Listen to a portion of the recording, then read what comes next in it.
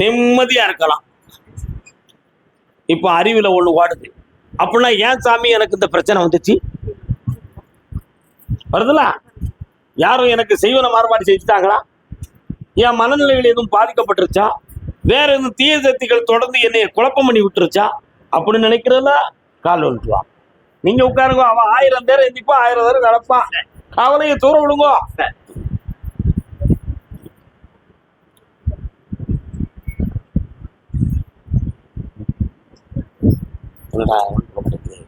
வரலாம்க்கா, வாங்க, இங்க நில்லுங்க.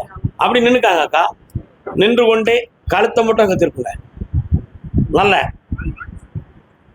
அப்படி கருப்பசாமிய அப்படி மேல நல்ல ஓகே, அப்படி கீழே. சரி, மகிழ்ச்சி அடைந்து விட்டீர்கள். அமர்